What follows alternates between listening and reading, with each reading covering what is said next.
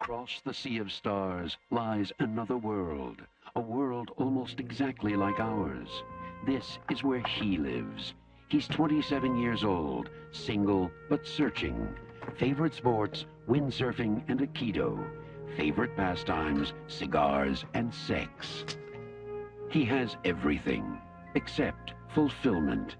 And then one night, it happens. Hey, good buddy, are you home? He has a very sudden midlife crisis.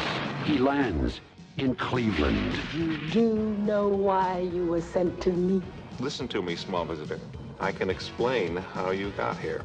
Maybe you're here for some greater purpose, some cosmic cause. Here, he's forced to reassess his career goals, You went to med school? to explore new relationships, to redefine his self-image, I'm sorry, we don't allow pets on the premises. to adjust to a changing lifestyle. Until he discovers just who he really is. Oh, no. A duck in big trouble. That's a duck, man. Howard the Duck, trapped in a world he never made. Coming from George Lucas, a Willard Hike film, a Gloria Katz production. You ain't in his league, so don't try to tell me that you got the things that I need. This guy's original, he's got the juice. Well, hey, look out, world, a duck is on the loose right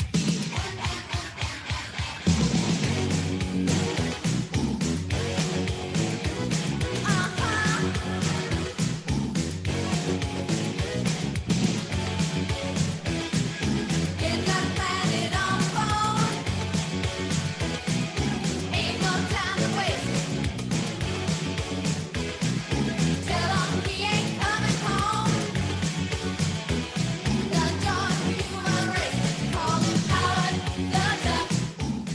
Welcome to This Movie Sucks, the podcast where we watch bad movies so you don't have to. That's right, the podcast where the only thing worse than the movie is the commentary. I'm the unusual mind, J.E. Fry, and I'm joined today by Rich Perez of Tango Comics, and we are going to watch what could be arguably the first movie in the Marvel Cinematic Universe, the George Lucas, I don't want to say masterpiece, I'll say the George Lucas abomination, Howard the Duck. Rich, thanks for coming on the show and watching this horrible, horrible movie with me. Jimmy, the pleasure is all mine. Can't wait. Oh, man. Now, you read Howard the Duck growing up, so you're probably a lot more informed when it comes to like the lore of Howard and just kind of what his whole shtick was, because I never read the comics. I'd see him like, you know, pop up in like frames here and there as like a little like Easter egg or inside joke. But Howard is, I mean, as far as like the Marvel universe goes, he's one of the characters that gets around the most. Yeah, he's a little bit everywhere. And, you know, again, it's a unique character, unique personality, Steve Gerber. I mean, not only did I read the comic, but I saw the movie when it first released. So that's how, shows you what a loyal ass fan I was at the time and sucker for bad movies, and, life goes on. Yeah, well, I mean, I don't know. Nobody saw that this was going to be the bad movie that it was, because this movie came out in '86. So it was probably the next project after Return of the Jedi that George Lucas finished up with. Or was there an Indiana Jones flick in between? Yeah, there was some Indy Jones as well. But yeah, it was one of those, I mean, at that time, you got to understand, George Lucas, he had like the Midas touch at the time, right? So, you got excited with whatever he released at that point in time. Plus, it was like he was behind a Marvel movie, and I'm like, well, maybe he's going to do more, and all that kind of stuff. And, looking back, I mean, it was one of the most poorly marketed movies, but in truth, how the hell would you market this movie? I don't even know where to begin. I remember seeing the advertisement. They made it a mystery. They're trying to do the whole E.T. shtick, like, oh, you really don't know what he looks like. And, and I was like, okay, I know what he looks like. I read the damn comics. So let's just bring out the duck. Yeah. And I don't know, man, like this movie, I mean, to give folks the backdrop on where George Lucas was when this movie came out. So when this movie had come out, George Lucas had just built Skywalker Ranch, and that entire complex cost like $50 million. And he was counting on this film to basically get him back on his feet. Like, this was his passion project. I mean, he had spent $2 million of his own money, mind you, on like constructing the Howard the Duck suit. So he needed this movie to be successful for him to break even. And, it definitely wasn't. It bombed at the box office. And he was actually, or George Lucas was forced to sell off his assets to stay afloat, specifically to Steve Jobs, who bought Lucasfilm's newly launched CGI animation division. And that CGI division would actually go along to become Pixar Films. Yep. So things evolve, but again, I mean, it comes all from ILM and the geniuses behind that stuff. And that was Lucas spearheading all that. We wouldn't have half the special effects that we have today if it wasn't for him. Yeah, that is very true. Light Magic, it was just the powerhouse of special effects in the 80s and 90s. And their technical advancements were the footsteps that every CGI artist follows in today. I'll agree with you 100% on that one. And, when it comes to George Lucas, he's definitely a polarizing figure, even in the Star Wars fandom, right? But I think that's in the long term what he's going to be remembered for is all the technological advancements that he brought into film. Yeah, him and Cameron have a passion to push, the technology meter and all that stuff. And if you remember, even with, Phantom Menace, he was one of the earliest to do, the digital projection and stuff like that. So he was doing all that stuff before everybody else was. So, I mean, again, leading edge doesn't always, lead one to profits, but it definitely does for others. It innovates and inspires others. So, Lucas has done a lot for that. Just like John Carpenter or something like that. None of his movies really made a lot of money, but man, do you remember them, right? I mean, they're just legendary. Yeah, you definitely remember all of his movies. And I mean, I don't know, man, like even something like American Graffiti when it came out, groundbreaking.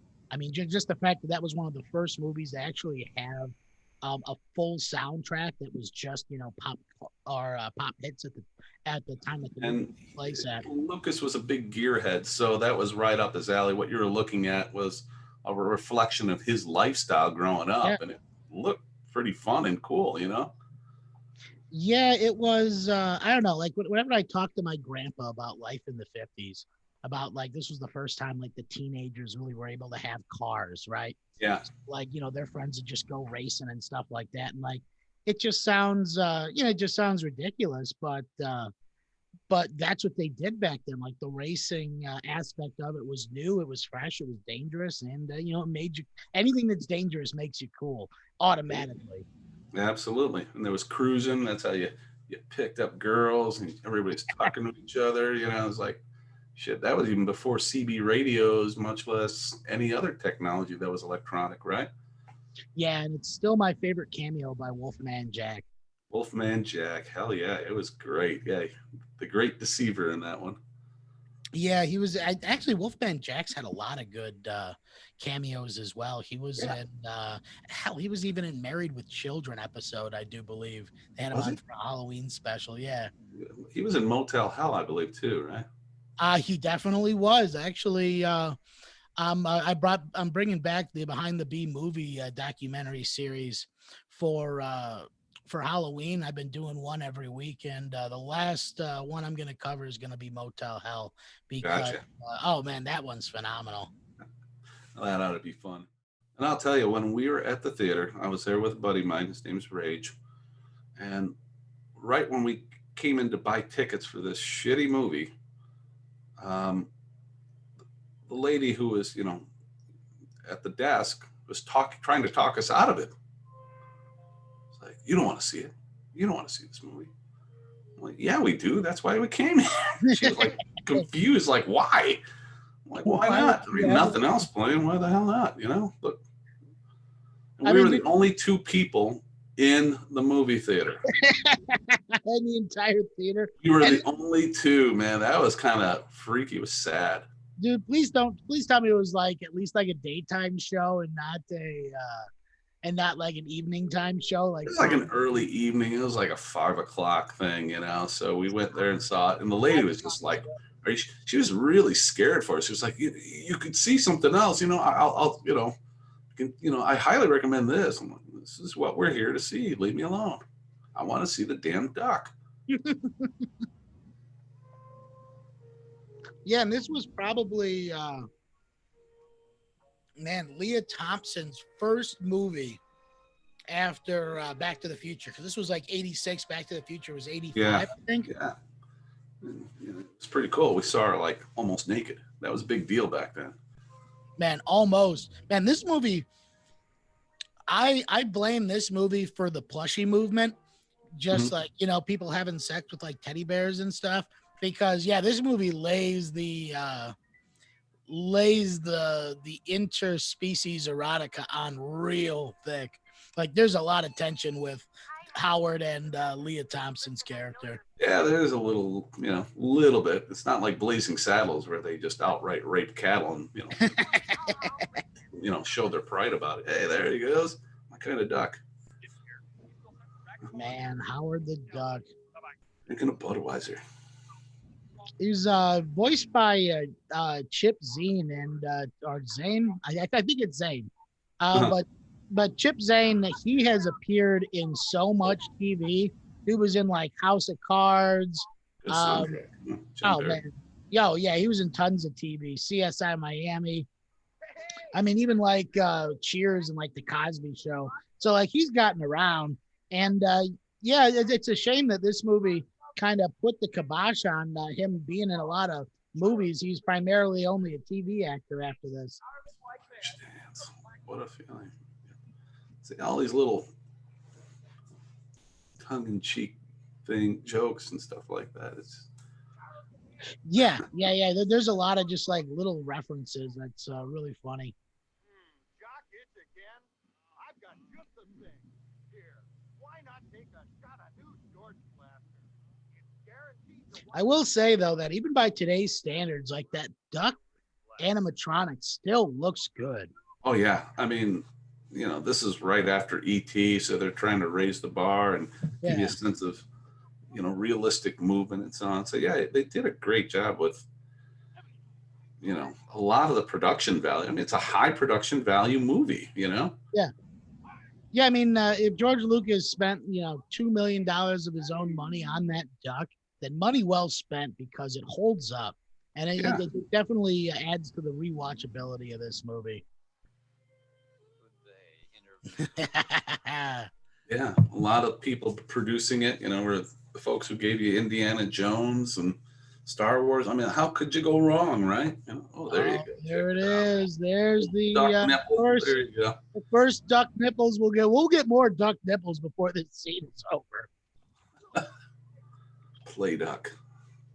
Yeah, man, they just they just had to play a little duck goose real quick, Boy, it gets sucked away. There's the other set of duck There nipples. you go, more duck nipple. Kind of like it. She didn't care. She was no, she wasn't even frazzled by it. Yeah. She's like, I mean, to be honest, she probably had some lewds and she's drinking it. Oh yeah, especially back then. Yeah, she probably had some lemons. She didn't care about none. Yeah, that's a pretty cool looking city. Yeah, that's good. I mean, those are probably all old matte paintings, I would imagine. Yeah, back at that time, usually they were using matte paintings, which again, that's a lost art. Oh, I like how the planet looks like an egg. That's a nice touch. I never noticed that before. That's a nice touch. There you go. A little bit of animation there. And it's surprising how many like decent actors are in this movie too, because not only do you have Leah Thompson, but you have Tim Robbins is in it. Tim Robbins, early in his career, yeah. Yeah, and he was doing a lot of like weird underground movies at that time because I believe this was in the same time that both Buckaroo Banzai and oh, man, when was Jacob's Ladder? God, that was late 80s, I think. Yeah, yeah. So this is probably Kidding. right before he got into Jacob's Ladder, which is a phenomenal movie. I mean, like I said, you can't knock the production value. Yeah, they really, really tried with this one. That's why people are like, "Oh, this is the worst, Marvel movie." I'm like, my ass. I mean, watch Iron Man 3 a few times, that'll straighten Yeah, you no, out. dude. Iron Man, honestly, I would say I much prefer this movie to like Thor the Dark World. Ooh, the Dark Oh, I would World. agree with you. I mean, I can get more entertainment out of this, just by not taking it seriously. Yeah, pretty much. Nice. Man, they had some cool, that's like video game costumes. Right? He just like fell into the gang territory where they're just in the S&M. Yeah. Hell yeah. That's the punk attire. Yeah, man, that's something crazy to think about. Like the perceptions of street gangs back then. Because, like, I don't know, did punks just randomly like assemble in groups and just hassle people? No.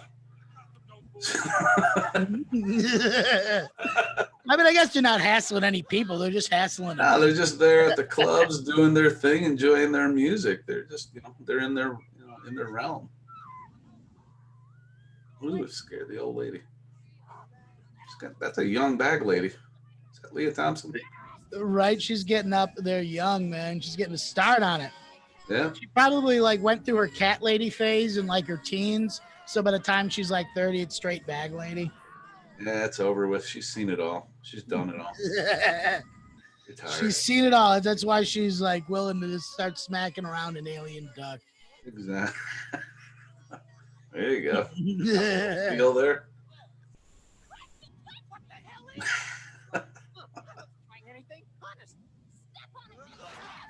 Wow. Man, so both John Cusack and Martin Short originally auditioned for the voice of Howard the Duck. And, during filming, of course, it was the puppeteer Tim Rose that was doing all the lines for Howard. But they actually didn't cast Chip Zane until later on in the movie. And, I am sure both Martin Short and John Cusack breathed a sigh of relief when they didn't get caught in this movie. A paycheck's a paycheck for these guys. Like, what the hell would do a duck? It's not the weirdest thing they've ever done. Oh, Leah Thompson. The man, dude, Leah Thompson in this movie just looks like a cross between like Cyndi Lauper and Madonna. She just took like anything that was popular at the time and just like threw it on the Rorschach that is Cherry Bomb. Yeah, no doubt. The wrecked nylons and stuff like that, the ragged shirts and the neon colors, the raised poofy hair. I love it. There you go. Shake that cage. Yeah.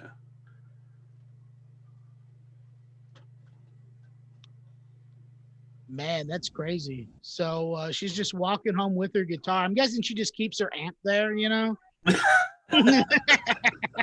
she rented it, There you go. Because Lord knows you can't harass a gal without a derby on. Oh, man, check him out.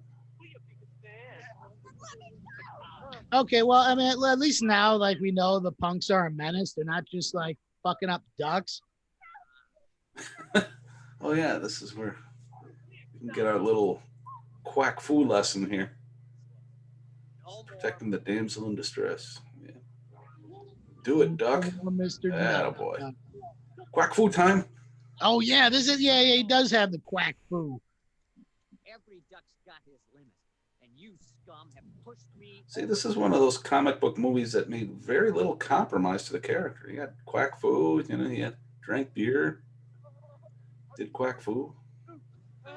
I've been doing too much toot. What the hell is toot, man? Atta boy. Man, look at his jacket too. That's a nice touch. Just all the different baby heads on it. Bam, there you go. Even Leah's in on the action. She's gonna take him out too. Oh, dude, Howard fights dirty, man. Just going right for the knees with gloves. Took a lead pipe. Guy took it. Must be coked up indeed. But Yeah, again, man, he's been snorting that toot all night. he's got like teeth, like rows of teeth there. In the duck costume? No, the dude right there looks like teeth or something. Yeah. Like, Oh, yeah. His necklace. wow. Now it started raining.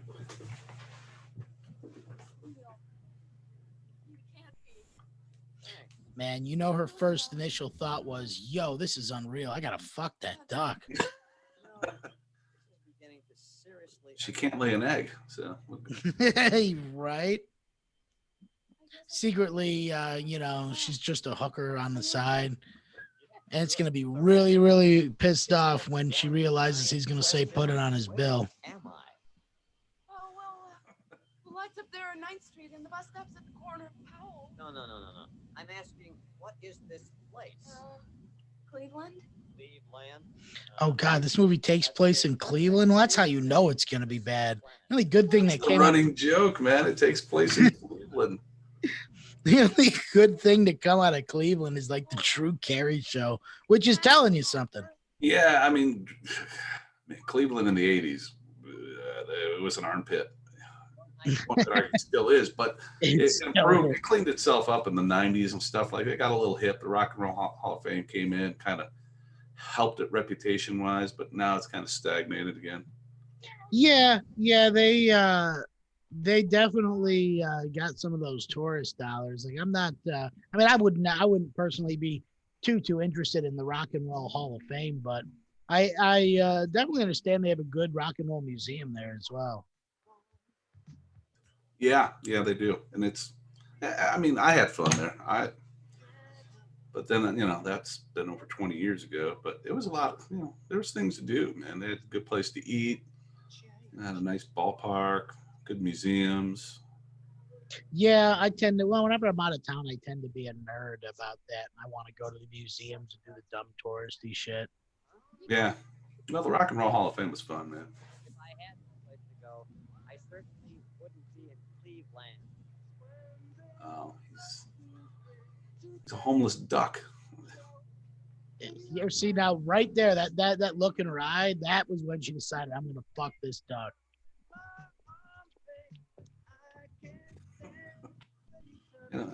Water shouldn't bother him, right?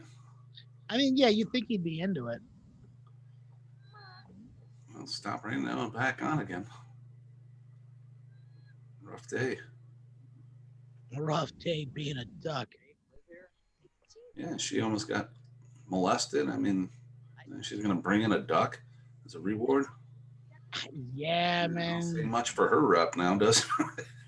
Well, I mean, I don't know, dude. She's the lead singer of a band named Cherry Bomb. So, like, I don't think she has too much rep living in an attic and shit. Yeah, times are tough. You'll take what you can get, duck or not. You know what's fucked up is that even though that's like a shitty ass loft, dude, that would be about $1,500 a month easy. For those high ceilings, absolutely, man. The sky view. Oh yeah, dude. Forget it. Imagine you could wire that place.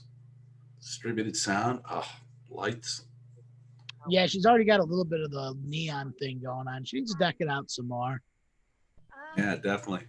Would you like something to eat or drink? Man, that hair though. Yeah, that pressed hair that gives the artificial waves and all that stuff. Yeah, it probably. I mean, she probably sat in that chair for 2-3 hours a day to get that hair done up like that. Yeah, oh man. I mean, it would have been probably easier just to wear a wig, you know? Maybe she was. I mean, I don't know. Well, the one thing I will say, I will give Leah Thompson credit for is that in this flick, she actually did all the singing of the songs for her character. So, the entire album that she does, like, that's all her. And, that kind of thing always impresses me. Yeah, absolutely. She's showing some versatility there. Man, her outfit showing some versatility as well. Jesus. Yeah, the mini skirt, man. Oh man, there you go. Dude, the mini skirt with the overall vest. Like, see, the overall vest thing just gets me. Flashback, PTSD. Flashback.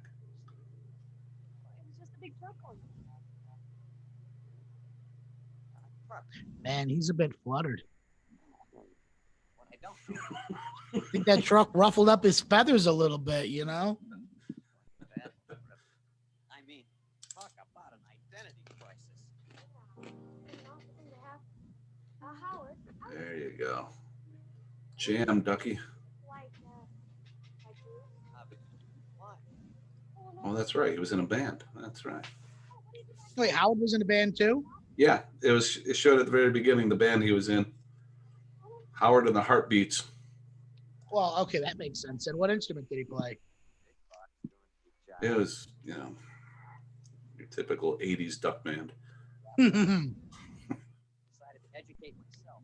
Real. So how does the Howard in this movie differ from the Howard in the comics? Because the Howard in the comics is a little bit more proactive into getting into shenanigans, if I do remember correctly.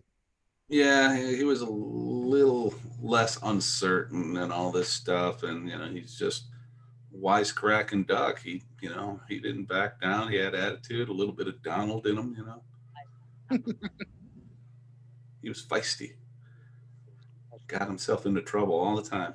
His mouth got him into trouble. Well, because he was like an intergalactic traveler in the comics. Yeah, exactly. Like in this one, he's just kind of like established his band, and he just kind of gets sucked away against his will. Yeah, in a lot of ways, he's like the Silver Surfer. He got thrown into this world and can't get out. Man, that makes Howard the Duck seem way more poetic than he actually is.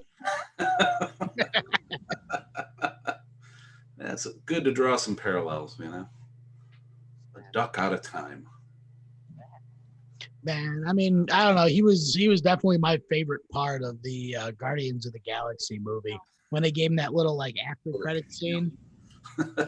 Wasn't he in Endgame? I mean, I didn't see the movie, but they were talking about he had a little spot in there.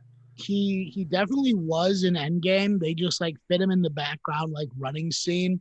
And, and it was only for like a frame or two. Like if you weren't specifically like freezing the frame and looking for like Easter eggs, you wouldn't see him in there.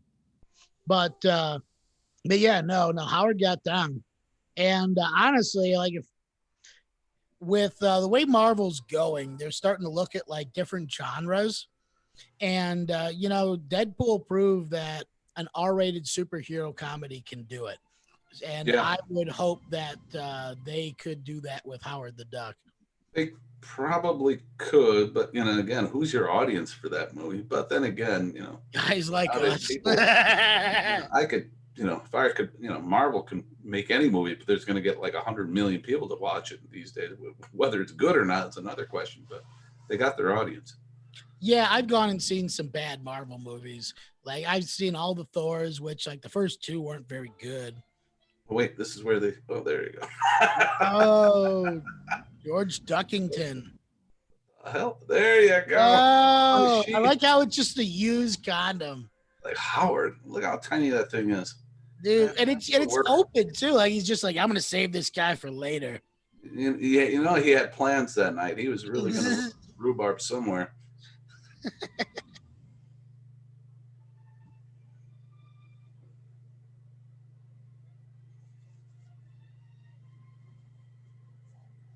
Oh.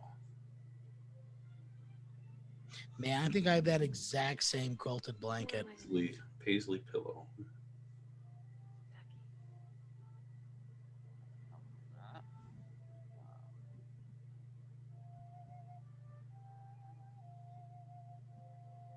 Dude, she's got a nice, bachelor pad there. I mean, honestly, dude, if it's one thing Leah Thompson gets in this, I mean, just what her character gets on the regular, let's be honest, it's dick. Like, she gets dicked down a lot, I'm sure. She just seems like the type. I mean, she's willing to fuck this duck, so, you know. Yeah, man, oh man. Things I you mean, do any chick that's, for a cup of you soup, know, you know? yeah, any chick that's willing to get a foul.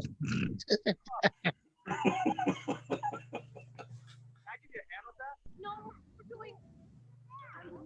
Dragging him up the stairs. Oh God. Oh man. So this is if I'm not mistaken, this next scene is where Tim Robbins does the absolute worst Donald Duck voice imaginable. It's just Yeah. fucking awful.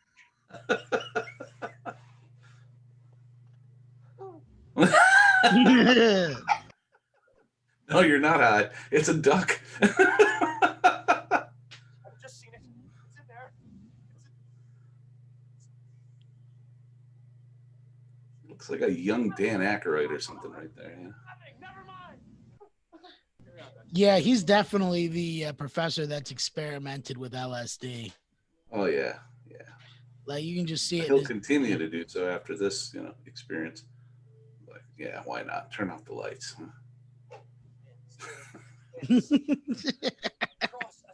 Oh yeah. Just think that man's gonna win an Oscar one day. Should have got it for Shawshank, I suppose, but I believe it was Shawshank. yeah, that's what I thought. But again, I get kind of fuzzy with. But yeah, exceptional. Oh no, I'm wrong on that. It isn't Shawshank. He won Best Supporting Actor for Mystic River. Oh, no, Right shit. there, that guy. There you go. Well, this is a stair climbing career move, man. Had he not done this, he wouldn't have gotten there. Think about that. Isn't that crazy to think about? Like So he was able to use even Howard the Duck as a stepping stone. Hey man, he showed he showed diversity in his skills. Yeah, he showed range. What are you, crazy? Howard. Fucking Howard the Duck. Dude, I don't know. Tim Robbins went on to be in so many good movies too. Oh yeah. And like not only just not just like good movies as well. Like he like iconic movie. Well, I mean, he was in that Green Lantern movie. We'll just ignore that. Yeah, that was so bad. I didn't dare watch it. It would have broke my heart. I couldn't deal with it. Yeah, he was. Well, actually, now that I look through his filmography, like, yeah, he was in some iconic movies, but he was in a lot of shitty movies too, man. Oh yeah? Why not? Because there are papers to be written, there's research to be done, there's. Howard, we are on our way to the Science Hall of Fame. Look out, Darwin. Look out, Einstein. Hello, Nobel Prize. We are not here to make you famous. Man, the Cleveland Field Museum is a pretty nice place. Yeah, they actually have some pretty good displays there. Kind of reminds me of the Field Museum. Yep. Wonder how many of those were actually killed by Teddy Roosevelt. Oh, who knows? Probably Because that I thought that was one of the most interesting things about Teddy Roosevelt. After he was president, he went over to Africa and he hunted all this big game just to provide museums with examples of all these rare and exotic animals while they're still around. Wow, well, that was good of him. Somewhere in the World will remember him. world. Picture it. The Cro-Magnon duck. Cro-Magnon duck, I love it. Dominant species was not a monkey, but a duck. But a Every duck. school duck knows this stuff. Thanks for pointing out the obvious one. Right. I like how he had to bring them to a museum to show them his imaginary duck display. At the end, I like that duck a lot. Yeah, the modern duck looks uncertain. Yeah, He's just as uncertain as Howard is. yeah, no shit. What am I doing here? Man, so originally, John Landis was set to direct this flick. Oh yeah. Yeah, but eventually, the job would go on to Willard Hayek. And he had actually, this was his second consecutive failure as a director, because he did like The Best Defense a few years earlier, and that was a flop as well. And this one, this one just killed off his career. Wow. That's too bad. I mean, all in all, I mean, there's. Well, I mean, like, it's not just a bad movie. Like we were talking about, like Tim Robbins sweeping awards. Like, dude, he had actually won. Well, this movie just swept the Golden Razzie Awards, man. Yeah. Like, it got worst director, worst original song, worst supporting actor for Tim Robbins. Like, talk about making a comeback. And worst picture. It was just awful.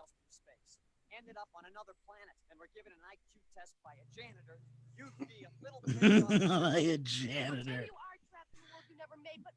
I like how she just cut that little hole for his tail, Oh, yeah. Oh, look at the kids. They like the duck. I want to pet the duck. Man, I don't know if I'd want my kids touching that gross ass duck, man. I mean, like, they don't really know, Howard's like motif yet, but like, yeah, man, Howard's a pervert. Yeah, he's twisted, man. He don't care. And the only thing they're missing in this is his cigar, man. He didn't have a cigar. Yeah. The cigar is like iconic. He has like that kind of Groucho Marx thing going with it. Yeah, exactly. That was a little nod to him, What if there was a lot of like anti-smoking crusades for film at the time? Because in the 70s, everybody smoked. No, at that time, again, it was smoking for the most part. It's always been frowned upon, but they didn't get all Gestapo about it on film. Well, let me ask you, when did smoking become not cool? Because I felt like it was cool for the longest time. Well, I mean, like I said, from a societal point of view, it was, 70s, it was just, everywhere, had ashtrays all over the damn place. And then in the 80s, it started to die down.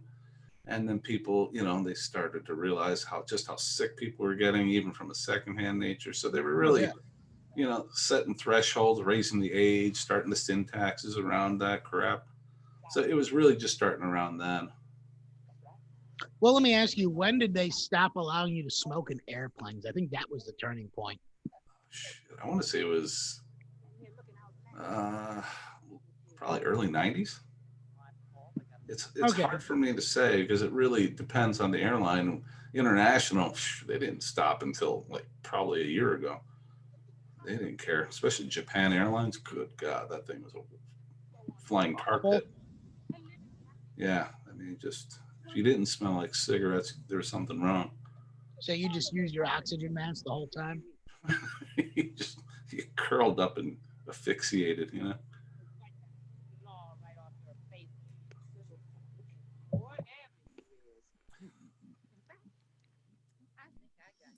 Man, is that chick wearing drapes or a couch? Is. He's got to go for it, man. Oh. Cut him off. Here we go. He's a towel duck. Oh, yeah, this is where he's basically the guy that cleans up the cum stains after people. Yep. That's a terrible job, man. That's got to be the worst job, inevitable. The worst job ever, man. Just like because like cleaning the back of a cab every day. Yeah, man. Oh, there's the cigar. Yeah, they're finally. It's Howard, thank you, and I'm taking a break. Oh, me aloneness. Look, God, look at how that guy's sweating, surrounded by hot tubs, and he's still wearing that hat. And since you are supposed to be the water, the fashion statement. Just to go out of his way to appear like as Jewish as possible. Did you see those frames? Yeah. Oh, dude, he's got those Elton John glasses. Oh. God. Oh, God. That just grosses me out looking at it. Like you know They that didn't even hot tub pause, doesn't man. get. They're just still at it. Duck Yeah, or no duck, we'll get a threesome going. they're just going at it, but like, just think about it, man. Like, you know, that's not clean that often, and every other person's fucking. What's that all about? What was that? I mean, it's Oh, they call that one the back door room. oh man. I guess they get there for mud baths or something. I don't know. When guys just didn't ease it in the right way. Poor duck.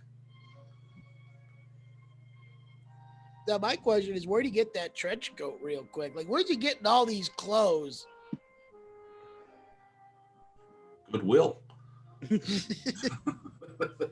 lot of midgets shopping at Goodwill. Yeah, there you go. He's buying children's clothes.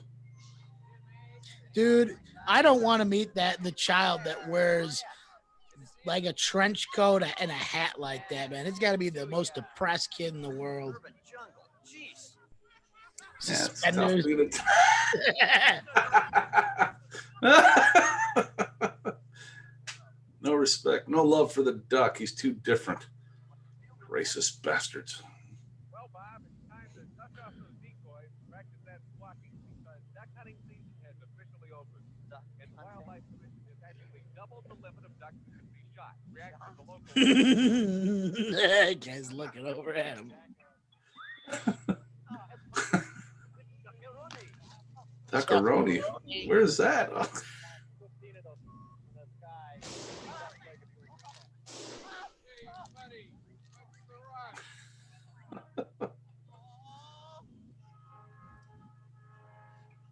God. I like how they haven't really explained so far why he was just sucked to earth. yeah, it's a later reveal. I do not remember what the reason was. Wasn't it like some interdimensional monster or something like that? Yeah, they're pulling him. Yeah, well, they're testing it out and went into his universe and sucked him through, and then later did the rest of the creatures. But Jesus, how much hairspray do you think's on that stage right now? 3 cans? 4?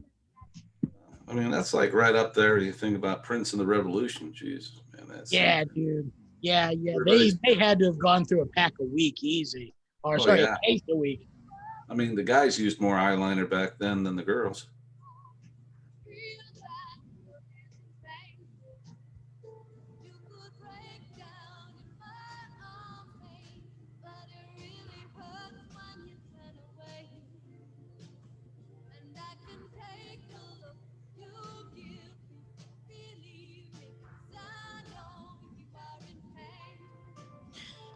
Man, so I gotta ask you, this is a punk rock bar, right?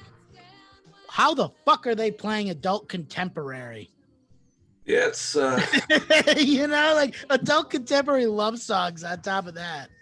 must be amateur night. I don't know, but Man, yeah, you know, all this time in Cherry New Bomb. wave. Well, you see, the crowd got it, man. Yeah, there you go. Now she's They rocking. started booing. They started booing. They're like, shut the fuck up. We don't want to hear that. Yeah, come on, kick it into gear. There you go. Uh-oh, it's Fucking quack. 80s Billy Joel likes it.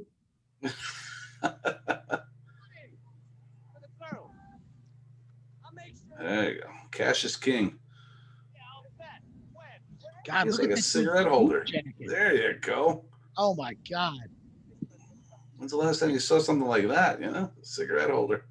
Dude, these Extender. criminals are just like so like mismatched.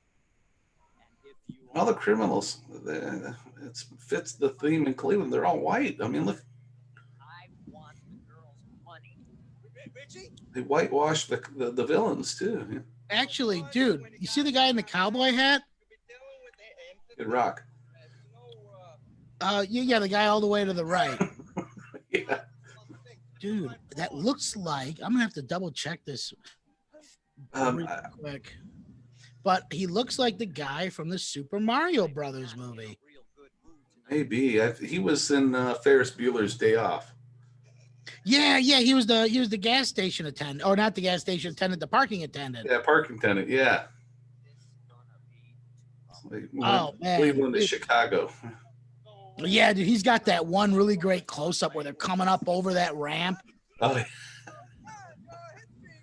There you go. Yeah, He's a Richard unique-looking guy, man. Yeah. Richard Edson is that guy's name, Okay. and he was in the Super Mario Brothers movie. He's got that funny gap in his tooth too. It's his personality. Dude, what other movies was this guy in? Because that's like, oh my god, this guy's been in all kinds of shit. Dude, he's just one of those like character actors, you know, like Dick Miller. They just like are great Yeah, little exactly. side characters. Everywhere in small roles. Yeah. Yeah. Uh-oh. Oh, he just got his ass beat by a duck. There you go. Wow. There you go. Crowd's cheering him on. Oh, ice picking. I feel like that guy was in a bunch of shit too. Oh, dude. I was hoping it went right through the ear. That'll keep him still. I'll just make the hole myself. No, please, I told them, please, no, the money. Sure, here, take the money. Take it, it's yours, take it. And you're no longer their manager. Listen, everybody in here is a witness. Hey, tell your goons to stay back. I'm just like shocked about that. He's like her pimp. He's collecting the money, you know. I see. I was thinking this whole time she was getting pimped out, you know, and like the band was just like a cover thing because there ain't no way she's gonna be like pulling down a loft that big just on doing some open mic nights, you know. Nah, she's got multiple jobs, I'm sure. Probably had a paper route. Right? She's not a full-time whore, just on the weekends. When Toad comes around. Actually, no, I think that guy played Spike. Down here, doll. There you go. The Devonair duck.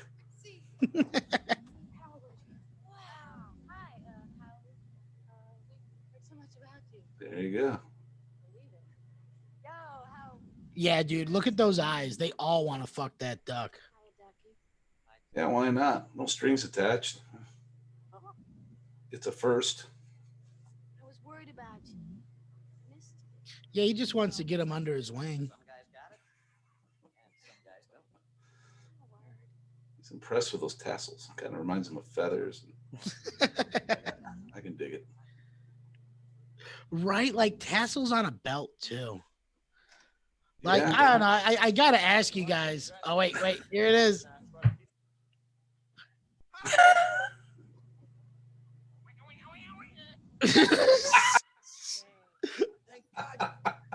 See, that's one of those so dumb moments. It's funny, you know. Yeah, Just definitely. excitement, you know. Wiggy. Anyway, Howard, I was talking to some astrophysicists, you know, the guys that discovered that Aztecs came from Maybe they can tag team the band. You never know. No, It's a weird enough movie. Tim Robbins does not fuck. like look how easily he was shoved over by Howard, man. Like the duck can fuck, but Tim Robbins not so much. Yeah. He's gonna hang out wearing plaid shirts. primitive Samoans. Leave me alone. I was barking up the wrong tree. I knew that. But tonight I'm getting concrete evidence about how you got here. Oh, I gotta make a call. He's got to backhand him. Well, now you know where the amp went. Right? Oh yeah. By the way, I forgot. I had a little talk with your manager, Ginger. No shit. So get this. The same guy, Tim Rose, who was the puppeteer for Howard the Duck. I mean, I guess it's not a surprise, but he was Admiral Akbar. Really? Yeah. He was Admiral Akbar. He's a puppeteer on like Dark Crystal. and I mean, like Return to Oz, obviously. But career. dude, that is that is surprising. It's not really that surprising. You know, it's a George Lucas production. Like a lot of actors stay with the same producers and directors, so like it's not really that surprising. Yeah, But exactly. Get but connected, man. Networking. yeah, it's crazy how much of that it does come down to. Because like Admiral Akbar, like he's an iconic character at this point. I would probably argue more iconic than Howard the Duck. Yeah, I would agree on that one. And he didn't even get his own movie yet. Ooh, Akbar? Yep. No, Akbar never got. I mean, well, I don't know. Didn't they give him an entire episode of Clone Wars that was like based mostly around Admiral Akbar? Or maybe it was Rebels. Check him out. He's got rhythm. He's jamming. He likes that drum machine.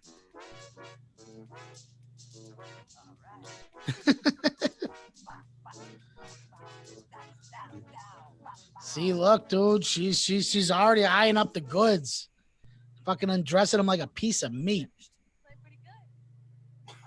There you go. Some foul meat at that. Oh, there you go. A little string bikini. Man, Leah Thompson was so hot. Oh, If I was Marty McFly and Leah Thompson was my mom, I would have definitely, I would definitely sin before God and everything. Yeah, the gratuitous little cheesecake scene here. Yeah, man. You knew it was going to happen, though. Well, yeah, even Howard was like, well, when in Rome or in Cleveland, fuck it, come on. Yeah, he's about it. Trying to get all debonair moi here. Check my schedule. Man, he's even got his own little pajamas. Like, are you sure he just didn't get a suitcase snapped down there with him? Styling. Oh, yeah, sure enough. Ducky PJs. Him and her. Symbolic. They're connecting. Foreshadowing there. I mean, she didn't even wear pajamas. She just came out in a bra and panties like, yo, I can't get a man. Maybe you can help me. Yeah, well, she's misunderstood. She likes animals. Yeah, I'd hate to see her internet search history these days. What do you mean? Yeah, now she's calling him out, calling his bluff. I'm pretty tired. Yeah, now it's time to experiment with some hairless apes. Be realistic. Right? My apartment's zillions of miles from here. Dude, he's about to get plucked. Yes. Oh, there it is. Now that one's for the adults in the audience, man. I love that. That's a nice little touch. A house in the suburbs. He is aroused. No. Oh man, come on. Backs Wait. off. It would save Not this such a entire movie. badass duck after all there. It's a coward. I don't know, man. She probably saw the pegging situation she's got in her top drawer, and he knows what that entails. There you go. So now they could go to bed because they imply they're not having sex. There you go. But they don't know that. And they're like, well, that's She's pretty fucking gross. that duck. That's foul.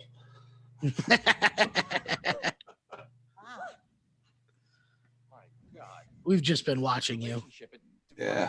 They continue to do that. You can still do what you will, but we're going to Pull watch. that blanket. Or- Yeah. Let Howard do it for you.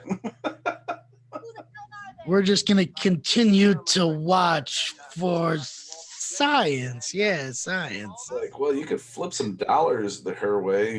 Come on. Get it going. Jesus Christ. I just Got the noticed lighting. Come on. Tim Just need the Robbins' music.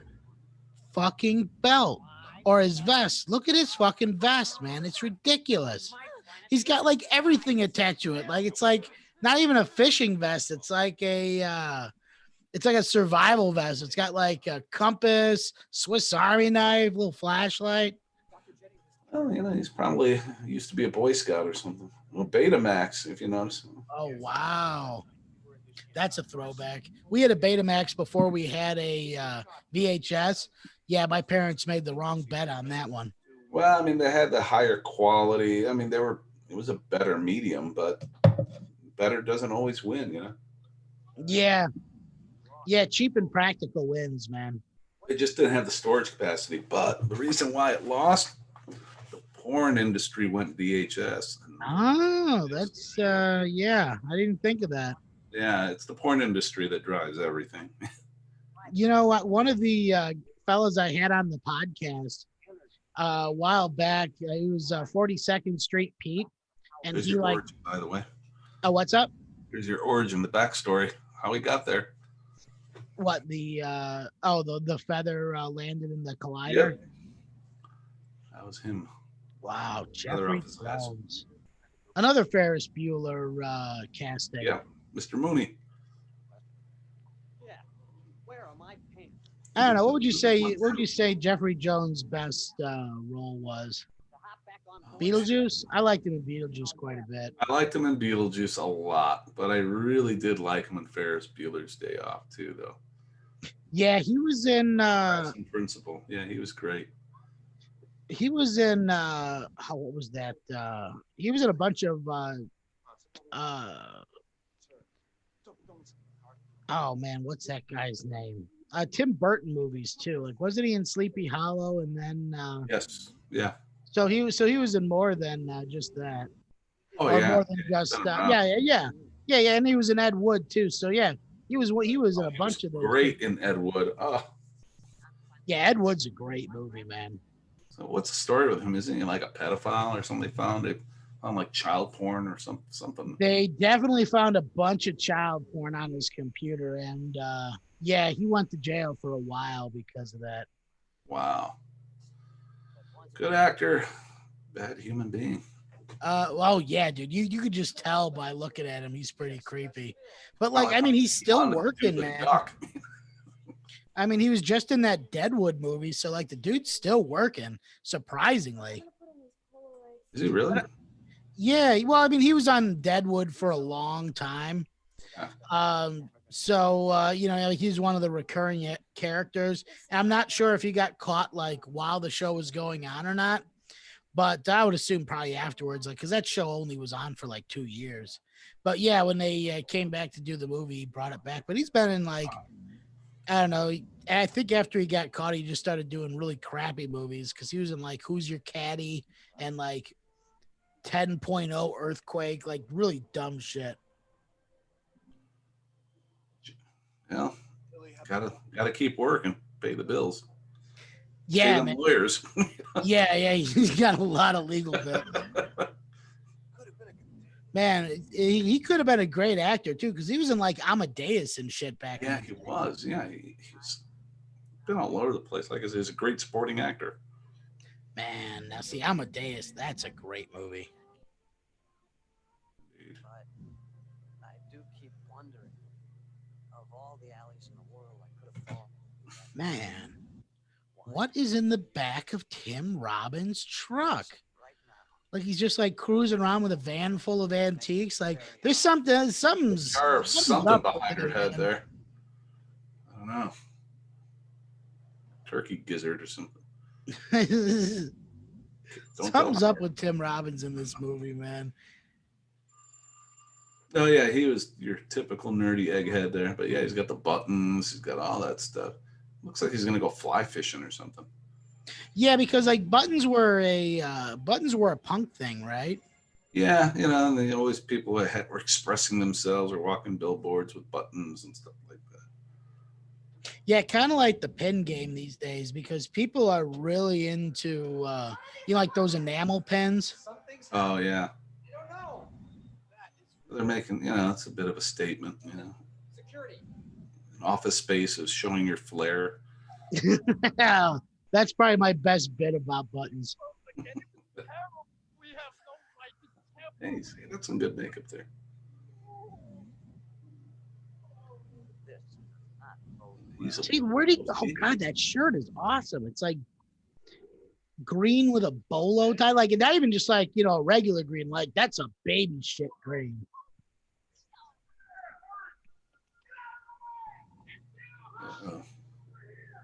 Something's amiss. Everybody's leaving, but we'll go forward. Yeah, this is where like the big this is where the big monster takes over Rooney, right? Yeah, that's right. Yeah, kind of like a demonic possession. Yeah, that was oh man. What was it? Actually, looking at this, man, the evil overlord in this movie is based on the Marvel villain that originally brought Howard to Earth, and his name in the comics is Thog, the Neither Spawn. Oh, Overmaster of Samia. Dark Overlords. You know what's crazy about the Dark Overlords? Are you familiar with Grant Morrison? Yeah. He actually one of the talks I watched that he did at, I forget which Comic-Con it was, but he's talking about like his like spiritual practices and magic and stuff like that. And he said he was practicing this weird kind of voodoo, and he was like visited by these beings that, at least he said, the only way he could describe them is they look like the Dark Overlords from the Howard the Duck movie. And he saw multiple. Yeah, he saw multiple, but I don't know. That guy's. I want to party with that cowboy. I'll tell you. Ooh, Dark Overlords. You know, that's something to see. You know, if I could recommend any like comic series by him, like if you ever get a chance to read The Invisibles, that is a phenomenal series. Invisibles. Okay. I think it was put out by Dynamite or Image, maybe. Okay. It was basically like this group of like occultists that do like, I don't know, they're like fighting this like Illuminati type group, and they're all like punk rock as hell, you know. Jesus, getting a little handsy there on that. Everyone just wants to get down on this duck. I'm telling you, man.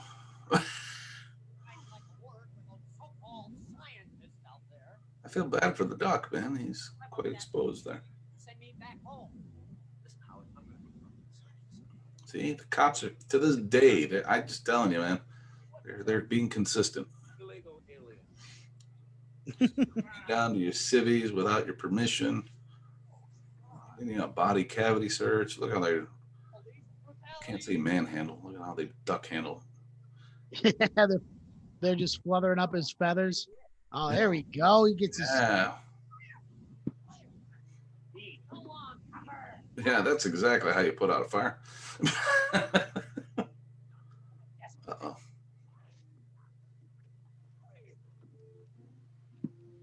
Oh man, if she's a 12-year-old black kid, she'd be shot right now. Yeah, he would have sprinkled crack and killed her. Yeah.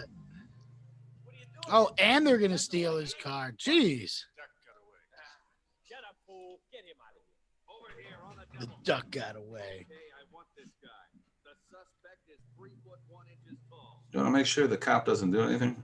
Handcuff his wrist to his, opposite side ankle. And guess what? You've subdued him. Yeah, man. I mean, it's probably best. Does that in film?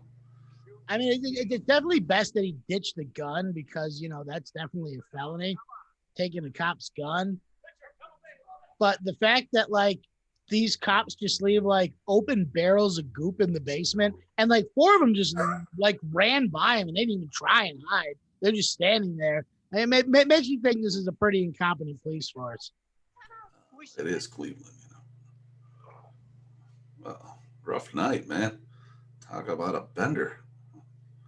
Right? He was at Epstein's Island, and they're just getting it in.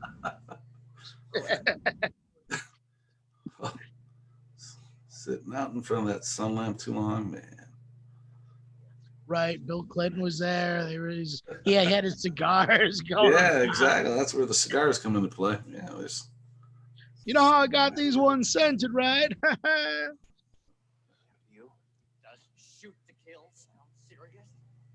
Back then, Bubba was an aspiring governor. Were unauthorized. They're gonna blame me. Rooney? No, Clinton, man. Oh, okay. I was about to say, wait, Rooney ran for governor? I missed this. I mean, I can see him Today, maybe man, getting why elected in not? Alabama. You got to lose. What do we got to lose? Yeah. Well, fuck it, throw him on the ballot. I'll vote for him. I mean, they voted for Roy Moore in Alabama. Like, I'm pretty sure Rooney could clean up there, man. He's gonna cut down, dude. If Rooney was governor, he's gonna crack down on kids skipping school, and he's gonna unregulate the real estate market so rich people can come in, buy up all the small towns, turn them into weird art houses. Be the truant officer. Yeah, for free. Well, that's bad. Oh man, I'm sipping on this Glenlivet 12-year. Ooh. I got I forget what the cask is, but it's like with the extra rye flavor. Uh-huh. Oh, nice. Phenomenal.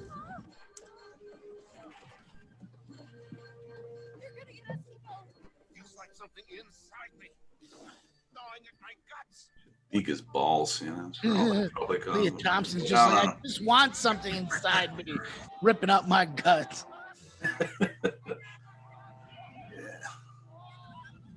Beak like that's got little teeth attached to him. He could go to town on people, man. He could be a fearsome weapon.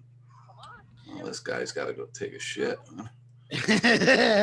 Right? I know his pain, man. I've been there, He just had that enchilada platter. Yeah, I mean, that's how I've looked, It's like, and you're looking down and, then you got to really pinch it and run to the house. Yeah, that's brutal. Yeah, that would be a bad way to go. Just something like ripping you from the inside out. Rooney, man. Needs a he does get some pretty good makeup towards the end of this. Yeah, he does. Yeah. And like I said, the effects with him when he's transforming are pretty cool. Well, I mean, even right now, he's chewing the scenery, sure, but he's still very convincing at what he's doing. Like, he's not overplaying it at all. No. I mean, he's with a movie about a duck, he's doing some halfway decent acting.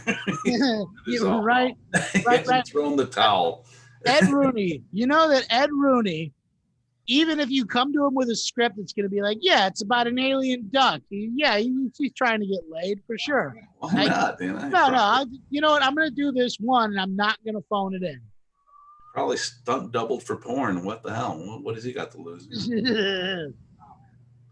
Ooh, here we go. They're at the Cajun sushi bar scene. Cajun sushi. just imagine that hypothetical. I mean, Cajun sushi. Cajun sushi. I'm like, what the fuck? Cajun sushi. That's why I was like, I'm gonna give props to this movie. I mean, look at this. Joe Romas. Yeah, Joe Romas. I mean, I wish there was such a place. I'd be there at 2 a.m., man. With them, man. Look at these guys' costumes. Man, it's an all-nighter.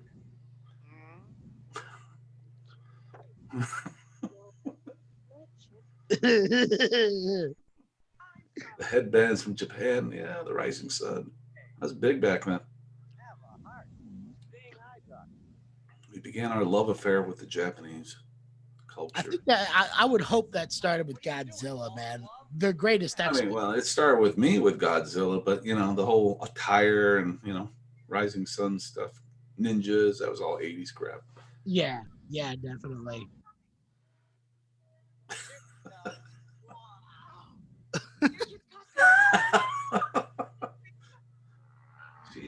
We found a date for Filzy. Your dad sort of in his own space. What do you think he'd like to eat?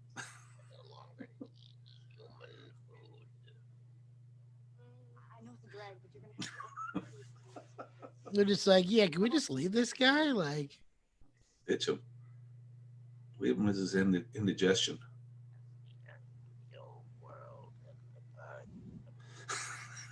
Is he not one of those TV evangelists or something?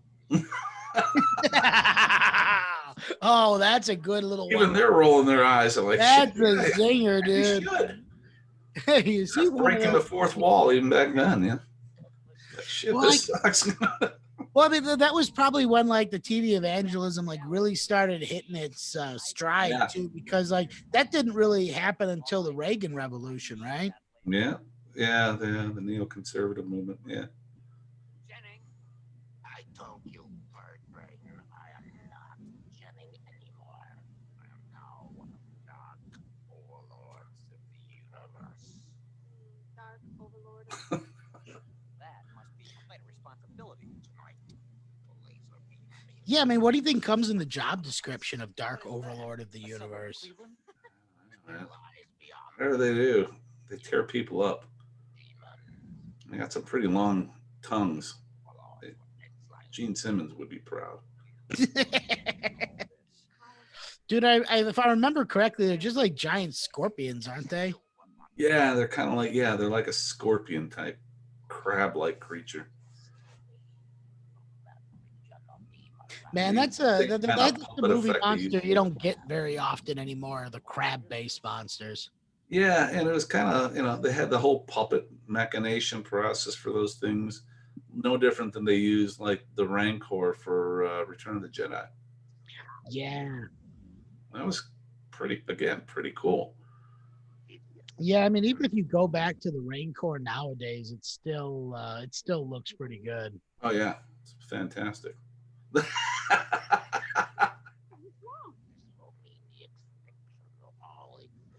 Look at him, he's terrified. What do you think? I'm into cannibalism or something? Are we like all in the same discussion here? Wait. So why are they serving them breakfast? I thought they were a Cajun sushi place. Yeah, they are. I guess that's the Cajun portion of it. I don't know. It's Cajun breakfast. I don't know. I'm guessing. I There's thought it'd no just be joke like in it. You know? I thought it'd just be like some like smoked sausage like wrapped in like a sushi roll, like anything, you know. Oh, there he goes. I'll learn it. Some good advertising there for Heinz. Yeah, they paid good money for that. How the hell did you Mix the ketchup with the mustard. It is time now. What's that?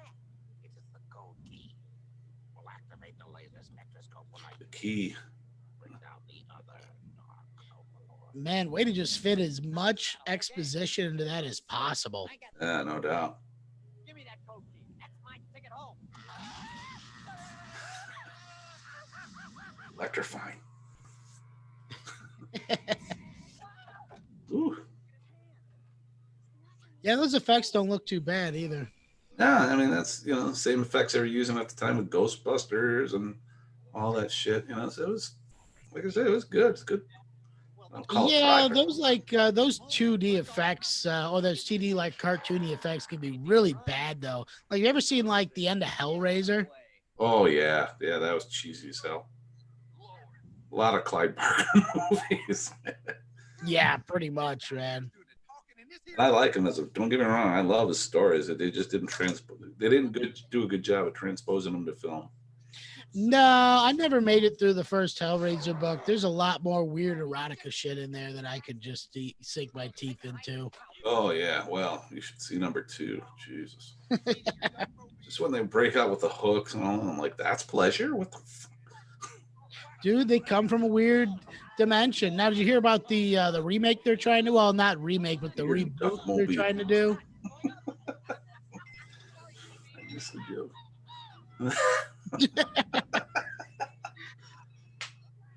Man, you think you're Pee Wee Herman? You can't pull off that move, man. Pie to the face. Do a little Three Stooges bit there. Yeah, it's There definitely you go. For one for you two, as you keep leaning forward. right, running right into them. I'm gonna barbecue your bill.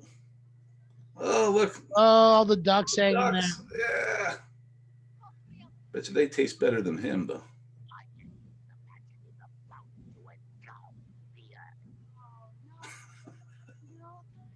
I think she's just completely oblivious. Like, what the hell? This is par for the course. No, you don't realize this is like the most hardcore Cajun sushi place in the world. Yeah, This man. guy's in there all the time. You can tell by the waitresses, they've seen all sorts of weird shit. No dark overlord or duck's going to throw them off their game.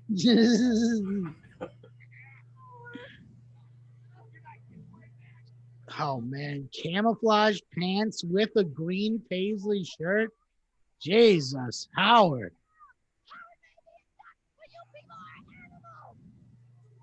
Hey, camouflage was in back then, man. That's my boyfriend. Yes. Should have thrown one of the roasted ducks at him. Here, have this. I mean, I won't lie, dude. I would probably eat Howard if he was cooked right. Hey, if he was seasoned and prepared, especially Cajun style, shit, I'd be all over it. Oh yeah. They're gonna do them Cajun style. Well, I don't know. They're a sushi joint too. They could do some Peking duck. Oh, they'll put them in a roll. They'll serve them with rice. They're gonna season them. They put the celery in his mouth. There you go. Give him a piece of celery.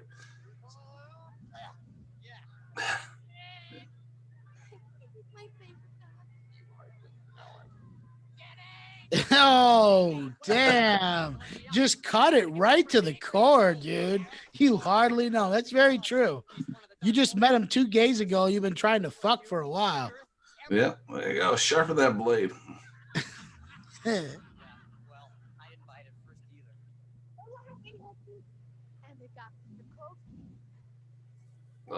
That did it. Man, I don't know what happened to old Rooney in the last 5 minutes or so, but his makeup just got progressively worse. Yeah, he's decaying. Yeah.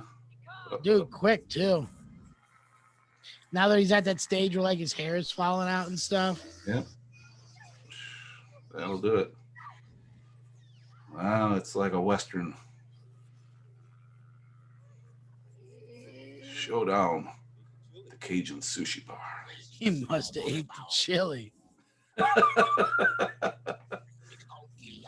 That's what I thought when he was driving. You heard him. Cut me loose. Sounds like a bunch of bull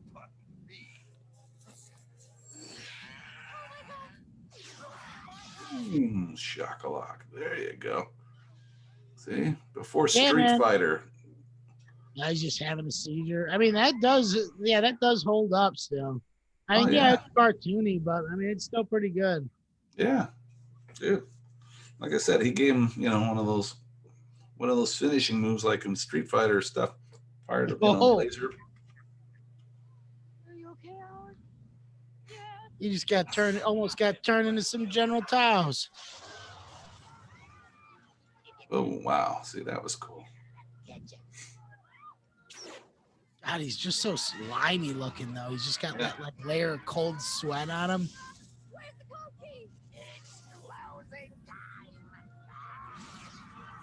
Oh, that damn card key. Look at that Pepsi Cola barrel, man. That's pretty cool. You think their insurance policy covers acts of dark overlord? No, I think they're screwed. I think this business model is hosed. They were the first and the last business to try Cajun sushi. Oh, yeah. Especially in Cleveland. Who the hell thought of this? Dude, it had to have been an inside joke with George Lucas or something. Oh, hell yeah. Because that's just so specific. You know what I mean? There you go. Boom. Wow. That'll do it. Oh, she's waddling like the duck.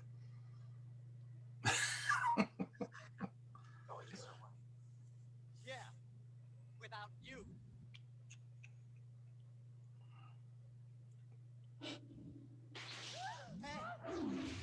Now it's getting real. Move the table out of the way. Might as well, right? Maybe easier to just take the furniture and throw it through the glass.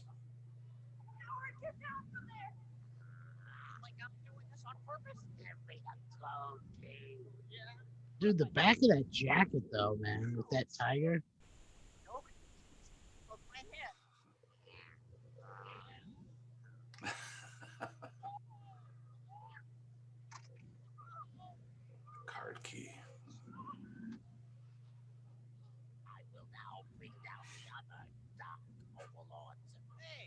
What about me? Oh, he can phone home.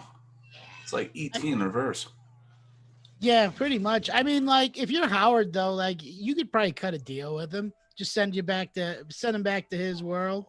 Yeah, just it's like, hey, it's a ride share. You know?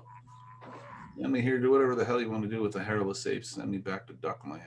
Right, just get me across the universe, and I'm good. Could have negotiated, but he liked this hairless ape too much. He fell in love. Infatuation.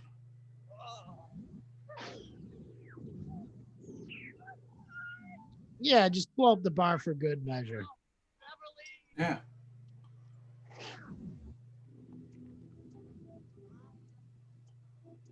Yeah.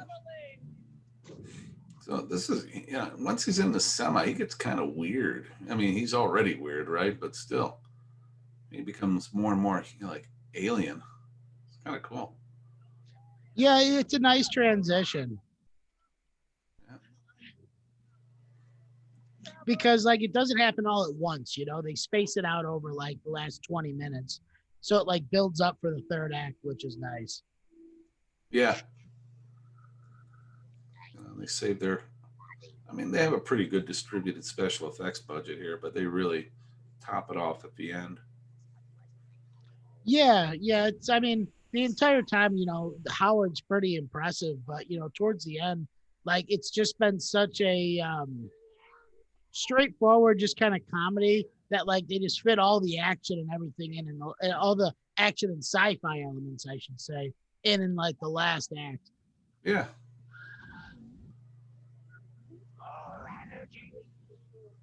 Because like they didn't need to I don't know, they didn't need to take this, oh god, right there. There you go. Yeah.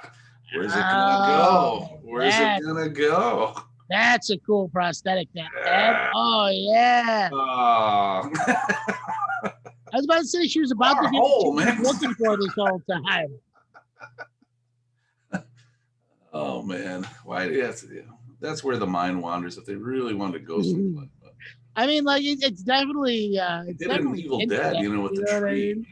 Oh God, no, Evil Dead with the tree. You know, I just rewatched that one the other night, and dude, that tree scene is pretty brutal. I know. It was. I don't remember it being as brutal, but like, dude, it's pretty brutal. I know. When I saw that, I was like, "What the hell did I just see?"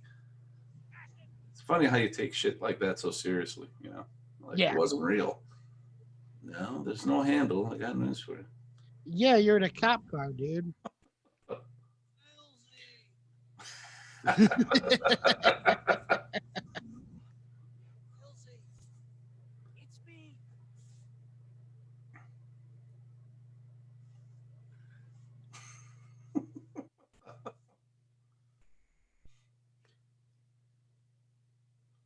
Yeah, that's some Looney Tunes shit right there, just blended in with the car. Like I said, it's like one of those weird comedies. I mean, I kind of like, you know, it's like Ghostbusters in a way. They had some scary moments, some weird moments, some decent special effects. Just a lot shittier plot, you know? Yeah, the plot. I mean, you know what? I will say they tried with the plot, but I think that like towards the end here, they just bit off more than they can chew. They could have just made it a movie about Howard trying to get home. But like, yeah, dude, they bring in the Overlord and stuff. Well, I mean, that's definitely the comic book elements. Yeah, exactly. Yeah, I mean, kind of fit along the line. So they crammed a lot, you know, in the time. Yeah, actually, the one thing I will say is this movie moves very fast. Like, oh yeah, the pacing's we're good. we're almost at the end, and honestly, it's only it doesn't feel like we've been watching it that long. No, exactly. So it's just. I mean, yeah, there's a lot to like in this. I like this whole sequence right here. There's a lot to like in this movie. Like they're obviously trying. I mean, there's some really cool stunts in this next scene. I like how they just snuck out of this police car, and like, how did this guy know that this plane was just there? You know what I mean? It's like Cleveland, no, man. It's Cleveland. Shit like that happens all the time. My cousin Drew lives about here. Yeah, he's got this thing just sitting in his truck. Just got it, you know. Just sitting in his garage. We can stop by his backyard, play some pool, you know. Yeah. Oh man, going to the power plant, go get all the energy. And he's determined. Look at that. Yeah, there's a little more security than that, by the way. You would think there'd be someone at least shooting at you. It's a nuclear power A plant. nuclear plant? Are you kidding me?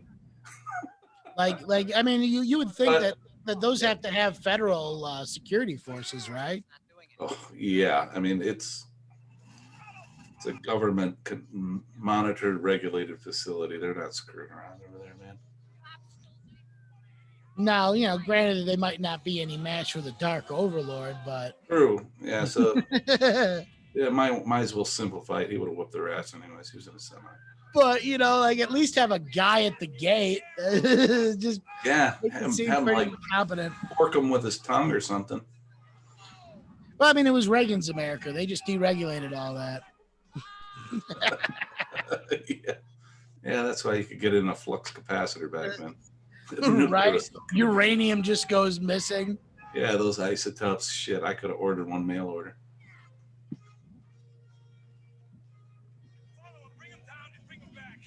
Although you could get mercury and sodium and all sorts of stuff, but not plutonium, though. I'm sorry. You know, it's just.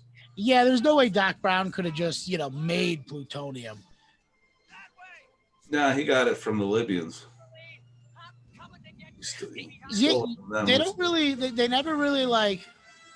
They never really like give you the details about, you know, how he knew these Libyan terrorists. Like, Doc, what fucking circles have you been in? Yeah, I know, man. Like, how do you just meet Libyan terrorists? Like, the dark something tells me this ain't his first rodeo. I mean, there's a story in itself, man. You know, the underpinnings of Doc Brown, the dark side of Doc. lifestyle. You know, chicks. You know, I was like, oh man, yeah.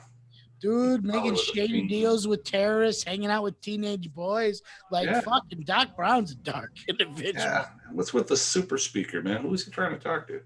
Yeah. Like, is he just, was that just for Marty to just jam around on? Because, tell you the truth, dude, he played one note and blew that motherfucker. I know.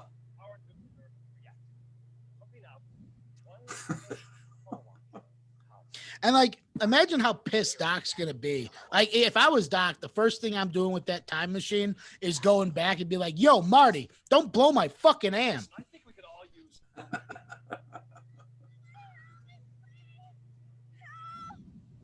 Damn, that is like some bondage ass way to tie someone up. Yeah, it's kind of cheap, like bungee cord. It looks like. No one notices the sickly COVID-looking motherfucker walking around. Sweating all over the place. Oh, that'll do that. Oh, he's badass.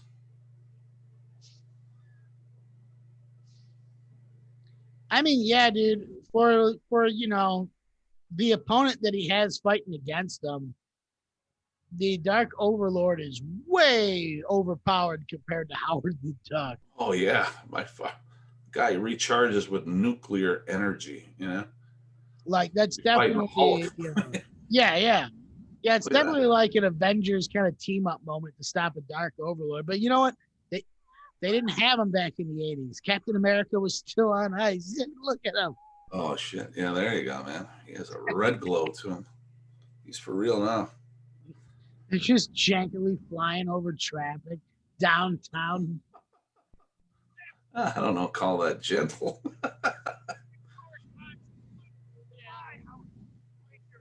These are duck instincts. Man, maybe just learn how to fly that thing. Like, down is up, up is down. It's not too hard, I would reckon. Yeah, you'd think he'd be a natural at it, you know?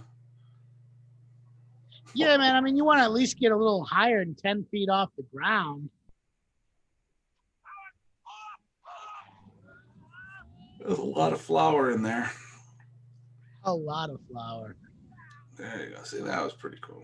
Nice landing on the Allied van. Got a little airtime there. Oh, man. Ohio Duck Hunters. Ohio Duck Hunters. Oh, no. The irony. Man, what year did the game Duck Hunter come out? Oh man, that was I want to say like 82, 83. Okay, so it was way older than this. I was wondering if it came out around the same It time. was like a light gun game you're talking. Yeah, the Nintendo one.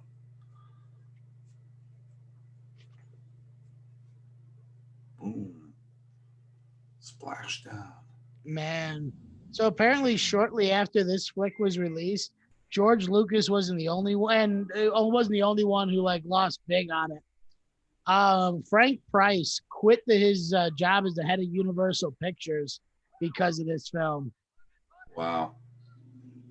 Yeah, apparently Variety reported a story saying Duck cooks Vince for Price's goose, which is a pretty good headline, I won't lie. Yeah, no shit. That's a very good headline. I see the duck flying with him. Oh, that's adorable. Well, I mean, it goes off into like the stories behind it too. Apparently, following a test screening, the executives Price and Sid Steinberg, who's the other producer on the flick, dude, apparently they got into a big argument in front of the crowd about who is to blame for the green lighting the movie because it was just that bad. So, like, yeah, I mean, eventually I believe Price was the one who took the blame for it, but how unprofessional, you know, just getting a fight in front of the first test audience. Wow. All right, this is a pretty cool scene, man. Skin's peeling. He's a little dried out. Yeah, dude, he's got the little like the This is where it gets a little prosthetics dark, man. around Look like at the that. I frame mean, of the skull.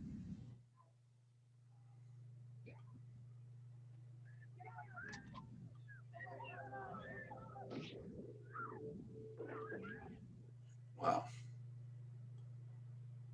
Oh shit. All right, that's pretty cool. You gotta admit. Look at that. Oh, dude, they blew up just like 5 cars in a row. Like I said, they just saved the entire budget for this third act. Yeah, I mean that was a cool scene, man. That was a cool effect. I was like, shit. Oh, so here's something we missed. So apparently that the cook at the sushi restaurant was wearing an Indiana Jones and the Temple of Doom t-shirt.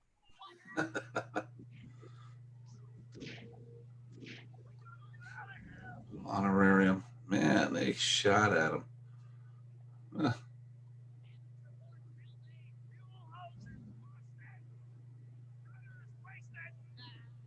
You're going down, Duck. Yeah.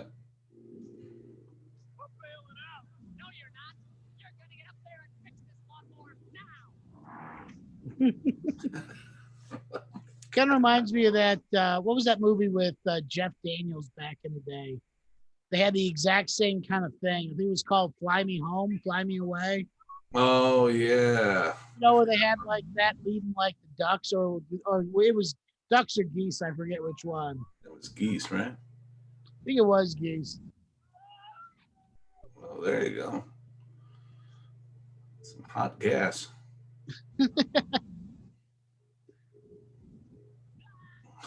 Man, what acrobatics. He gone.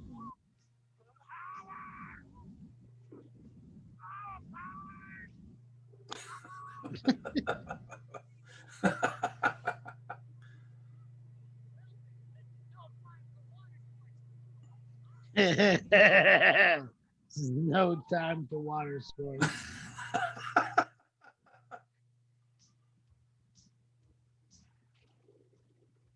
Oh man, in that same sequence at the sushi or the Cajun sushi bar, there's also a kid that's wearing an Empire Strikes Back t-shirt. Man, they just stuck a bunch of this little Easter eggs wherever they could. Yeah. Oh, and a Return of the Jedi t-shirt. That's insane.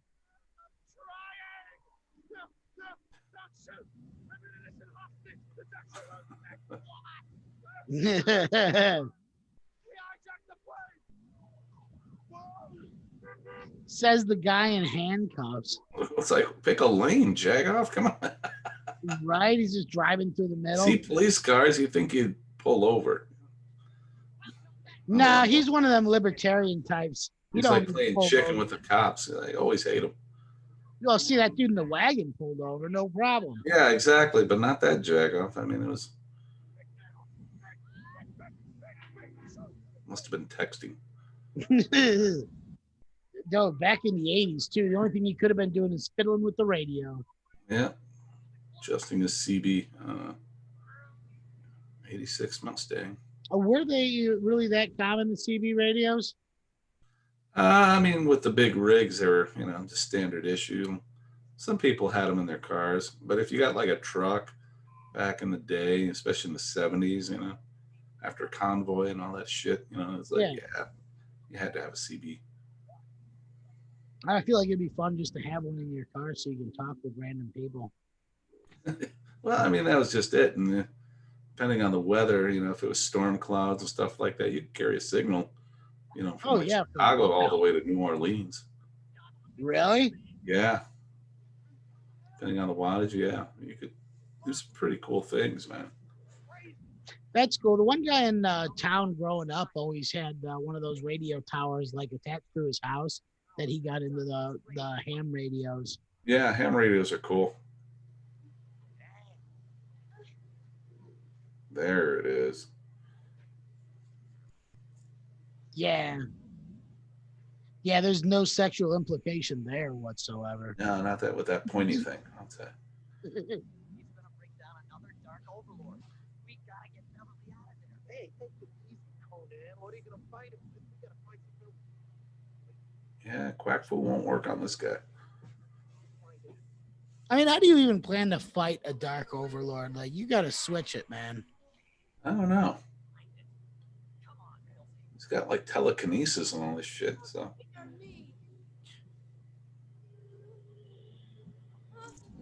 An opportune moment. Nope. Nah, he's gonna wait till his buddy gets in that body first. Look, he had two opportunities there. He just doesn't like her. She ain't got enough legs and stuff. He prefers things with a tail. Wants some scorpion tail. He's gonna wait a few minutes and get what he really wants. A neutron disintegrator. Now you're talking. That's like obviously like one of those like sci-fi terms. It's just two random science facts thrown together. Yeah, exactly. It's like reversing the polarity. I'm like, oh Jesus. A neutron disintegrator. Like could you really just disintegrate neutrons? Like, come on now.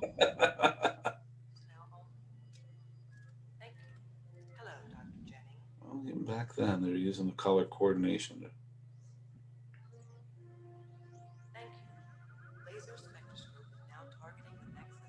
Man. I mean, even with just like the red lighting in that mega, like it just still looks good. Yeah. Like I said, I mean, the production value of this movie is outstanding. It's just. Yeah, I feel like they should have just left this film for like 6 more months, did like 3 or 4 like rewrites of the script, really tightened everything up. Yeah, I mean, I would have made it rated R.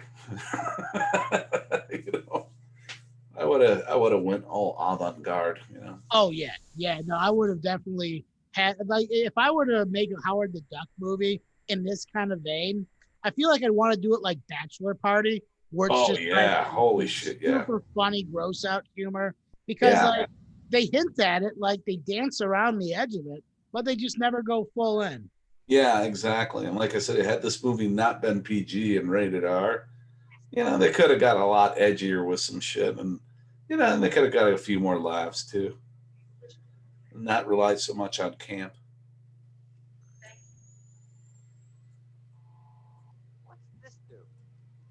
But woulda, coulda, shoulda. In this age of remakes, there, now's your opportunity. Honestly, man, if Marvel is smart, one of the next movies I would do is a Howard the Duck flick. Like, you don't really even need to have it, be like a reoccurring character. You know what I mean? You just do the one. You have fun with it. Yeah, exactly. Make it a standalone movie. Doesn't need a sequel. Doesn't need anything. I mean, just. Ooh, or you could do That's like, half the problem. Is stop thinking about sequels all the time. Just think about a standalone movie. yeah, man. Or you could like do like a Deadpool Howard the Duck team up. You know, Ryan Reynolds will be down. Yeah, And that would work, you know. and to be quite honest, if I'm going to do a Howard the Duck remake, there's only one guy that could voice Howard, and that's going to be Danny DeVito. Because he's got that super like grimy kind of voice that Howard. Got that gruff, you know. He's got Yeah. that Louis De Palma voice.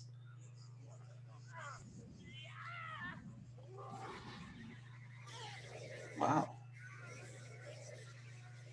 Man, that satellite dish is really doing some work. Hey, man, it's absorbing all that energy. It's doing its job. Wow. Send it back.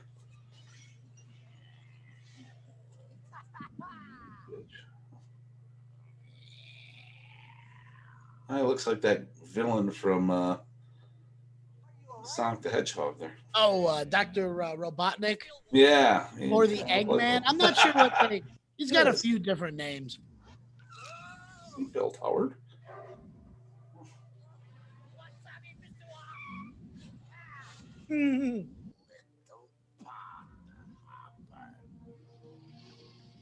Just called him a pond hopper. That's some breath. I'll tell you. He could have used a certs. Man, his makeup's really similar to remember the second Poltergeist movie? Yeah. That old guy where they just like added a little bit of prosthetics and then just made him really slimy and sweaty looking the whole time. Yeah, he's creepy looking with that weird hat. Dude, and that really big smile. Yeah. Caroline. Yeah, you're lucky. There's only 17 minutes left. This shit. It's almost over, Jimmy. It's almost over. Dude, the last time I saw this movie, and I know this is going to date me, it was probably a TNT or Sci-Fi Channel rerun. Mm-hmm. Like back in like, well, I mean, they would just play these bad 80s movies on repeat through the 90s always. Now, I'll tell you something. This is, honest to God truth. I was watching this on cable when my sons are younger, and I didn't invite them or nothing. They just sat down and watched this movie, and they liked it.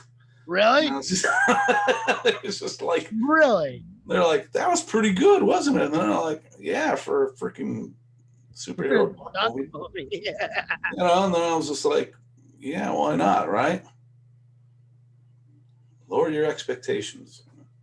Honestly, yeah, that's the one thing. I feel like with movies like this, you have to go into it with a grain of salt and just expect to have a fun time because it's not going to be a good movie. It's one of those movies that's so bad it's good.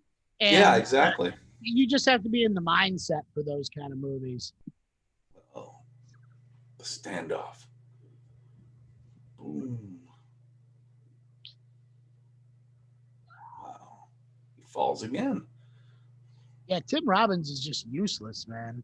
Yeah, he's just taking a lot of spillage here. I think he could eventually untie her, right? Yeah, but he's not going to. That's he's Howard. more interested in that duck. Now that it's cooked. Shit.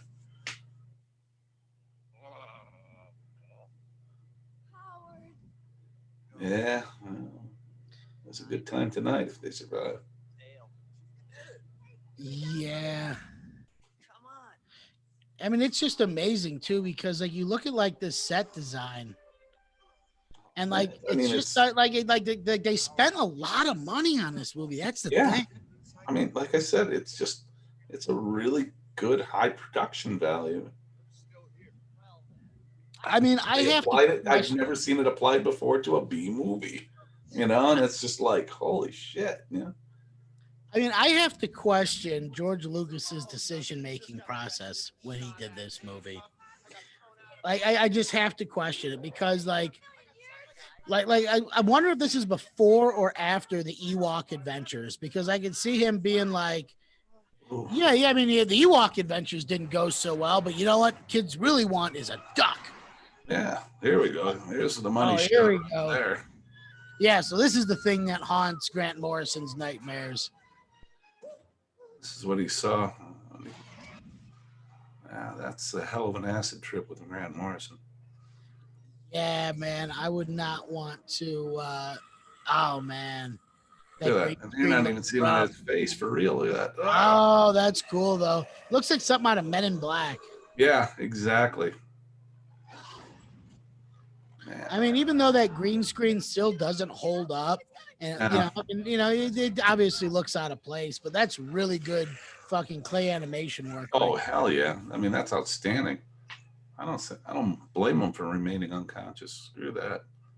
Well, I mean, that was probably like clay animation, like after it had been mastered, like at the height of it. You know what I mean? Yeah, that's good puppeteering.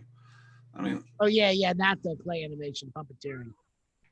yeah, Because I mean, like the 80s in particular, like the practical effects was just better than any other decade, man.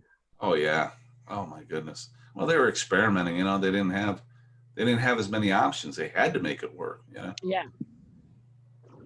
So that, I mean, hell, I dare say they were more creative as a result because of the fact that they were constrained.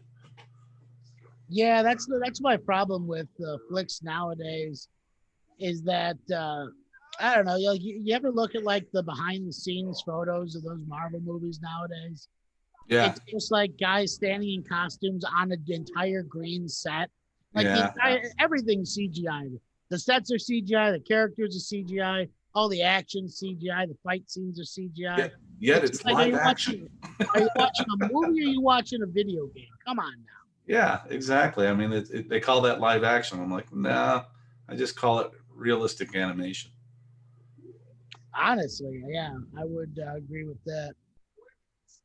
Because I don't know, man. Like something like that was a real puppet. Like that's Yeah. sitting in a private collection somewhere right now. Yep. Oh, he's going to disintegrate them too. Man, I wonder how big they actually made that. I think like 2 feet, 3. Yeah, I mean, because of the detail, yeah, it had to be at least a few feet tall. Nice. Oh, there you go.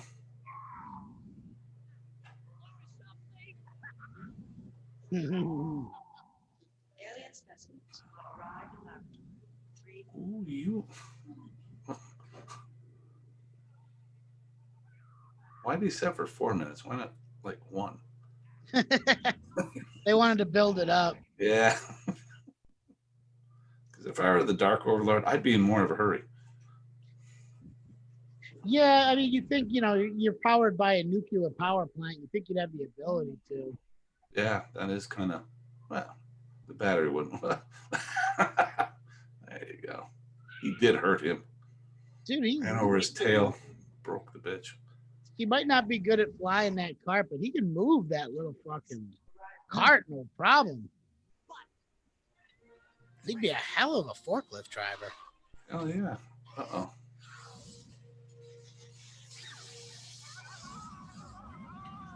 He like covered him in Finished. glitter. The cop went away faster. Yeah, but he's doing 2 at once, Oh, that's a good point. What's Yeah. in the movie, Jimmy? I mean, you'd think he's powered by a nuclear power plant. You think he would be able to, Oh, nice. That was solid.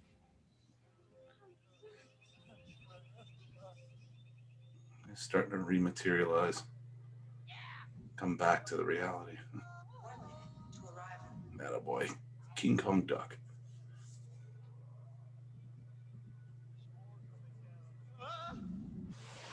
Well, can't you just reverse the polarity on that? Yeah, exactly. Why don't you do that? Come on, Philzy, you scientific genius.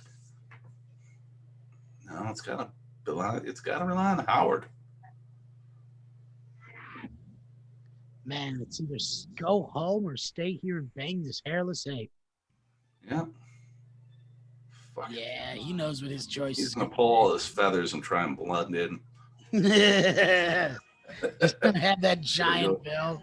He's gonna have skin. Little rough little pockets. Attaboy. Rambo it.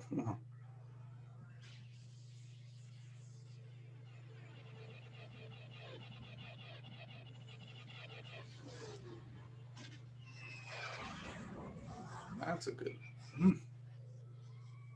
Send him back.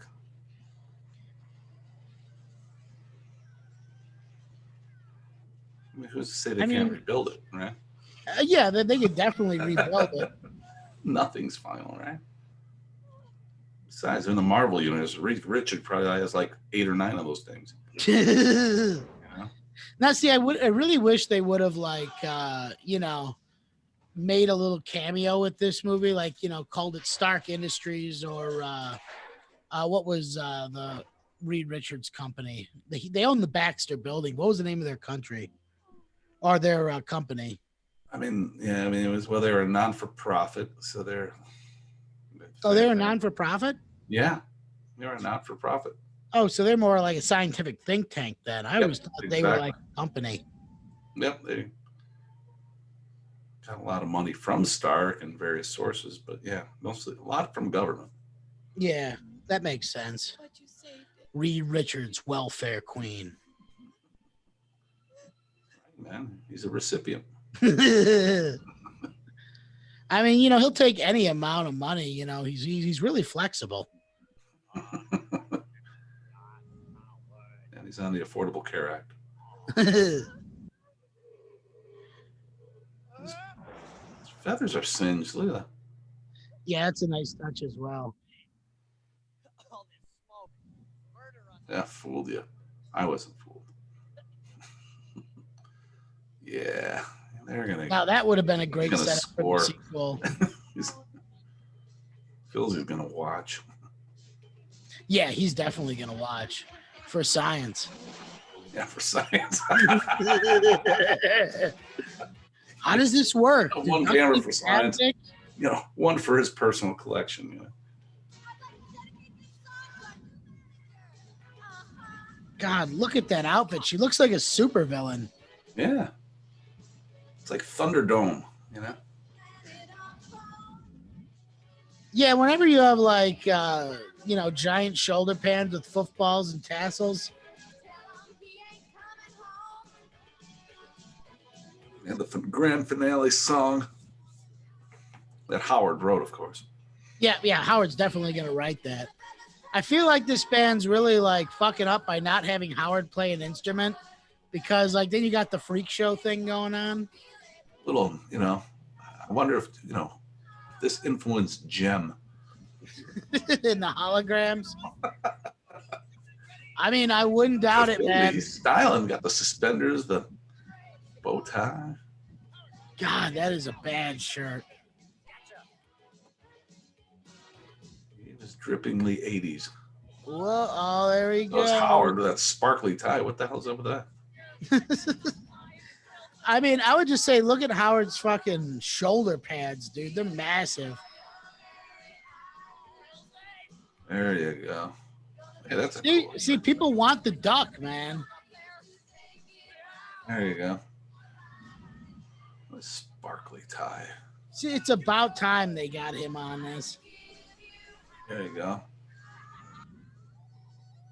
Yeah. Jam, duck. Man, I haven't seen guitar playing with gloved hands like that since the Coming Out of Our Shell tour. You ever watch any of the video footage of that? No. Dude, it's just a bunch of guys in Ninja Turtle outfits pretending to play instruments. Like, dude, my grandma had the VHS when I was a kid, so I watched that all the time. Oh, no kidding. And, dude, they don't even have strings. Like the guitars don't even have strings. Like, they're not playing anything. Bill. Nice Dude, he put it on his bill, man. There you go. Eddie Van Halen, eat your heart out, man. Oh, man, and she could do the splits. Fucking 80s Leah Thompson is the best, man.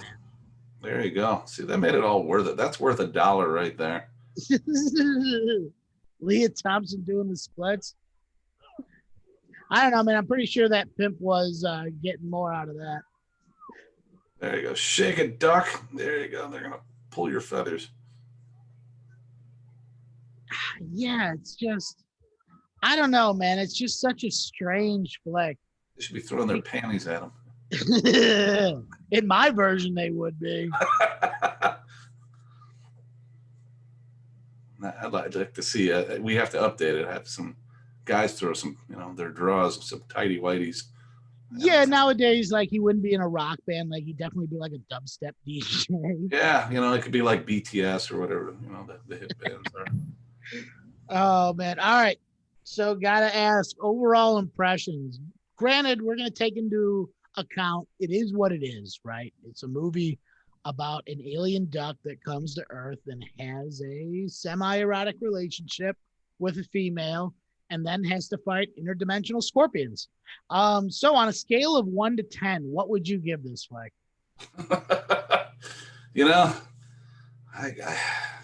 I'm torn. It's so good, but it's bad. On a scale of 1 to 10 being best. Yeah, 10 being the best. Boy, I'd give it a 5 because of just of the sheer production value. Okay. I mean, it dragged the story like an anchor, but honestly, yeah, brought it forward. I mean, it saved it a little bit, but I mean, like I said, could have been better. Could have been, it's hard to be worse, but it was, it had some salvageability out of it. I mean, the one thing I will say is it's a bad movie that you can repeat watch. Yeah. There are bad movies that you just can't repeat watch whatsoever, but this isn't one of them. Like this movie's still fun. Like you said, the production values. Yeah, the production value is good. Special effects are good. The set design's pretty solid, and I mean the animatronic duck. To this point, it still comes off as impressive. Just the way it looks, just the way it handles, like it still suspends the disbelief. And I would probably prefer that duck than the CGI Howard that they had at the end. Oh yeah, if they cheese that out, yeah, exactly. But again, there's a lot to shit on the movie, but again, it was for what they did, what they tried, what they attempted. I mean, it was very cavalier. Yeah. This was, I give them a lot of props for that, for trying real hard to make an absolutely no-name character popular. So I give it to them. They had balls back then, more balls back then than they have now. It's like, the business decisions are really driving everything based on demographics. They didn't have any information like that, so they threw out a rotten egg, and it didn't take off, but, Well, people are talking about it. You get a good laugh. There's something, out of it. See Leah Thompson in her panties. There's something to get out of this movie, Well, I mean, and you know what? The Duckmobile. And you know what it is that like even like 30 years later, people are still talking about it. Like over 30 years, almost 35 years later at this point, like people are still talking about this movie. Yeah. And they always bring up how dumb it is. And honestly, I feel that with a couple more rewrites, you bring in like some fresh eyes to look over that script, a David Goyer probably. I mean, he tends to write every fucking superhero movie. Yeah, I mean, this is not like watching a canon movie. I mean, there's some really high production value in this movie. So, I'm going to change my vote. I'm going to give it a 6. I'm going to have it teeter over the edge.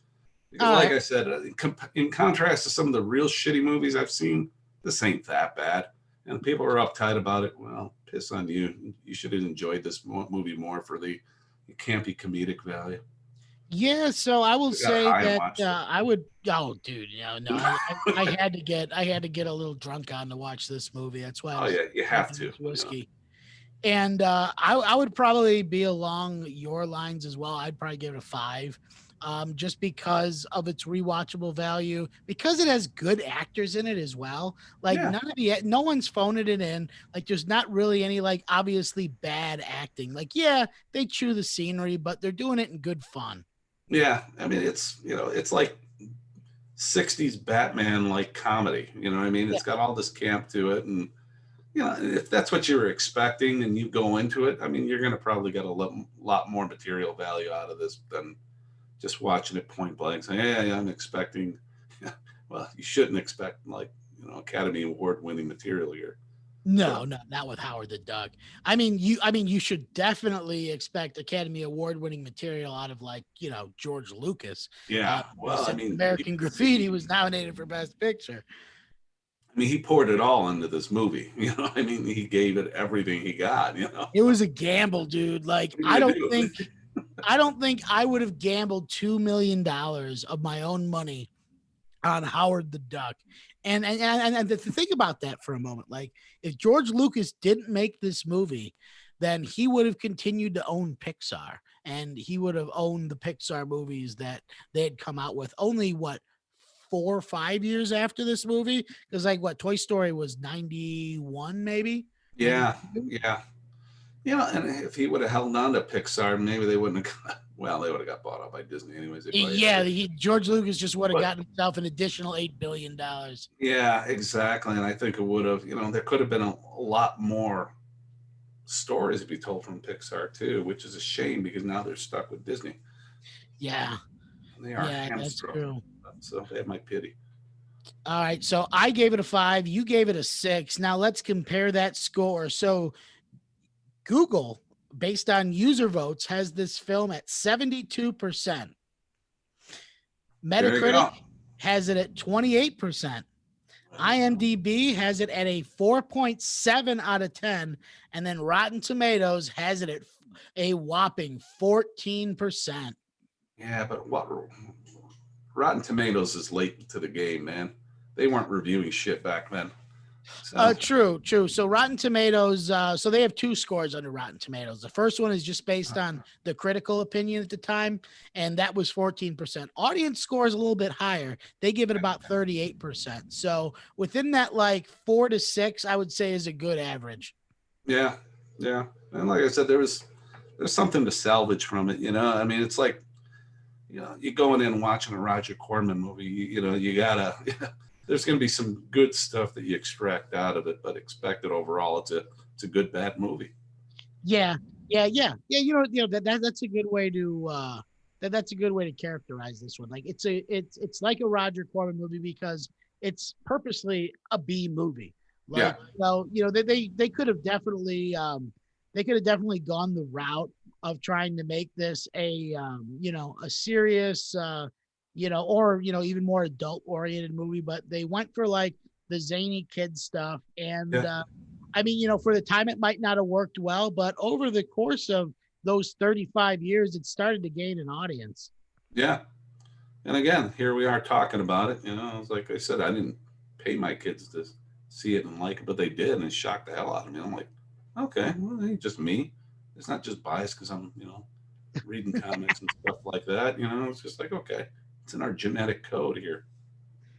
Oh, yeah, that's a good place to end off at. Howard the Duck being passed from one generation to the next as our love for B movies grows. And this has been This Movie Sucked, the podcast where we watch bad movies so you don't have to. The only podcast where the only thing worse than the movie is the commentary. I'm Jimmy Frey with The Unusual Minds, and this is Rich Perez with Tango Comics, and we are out of here.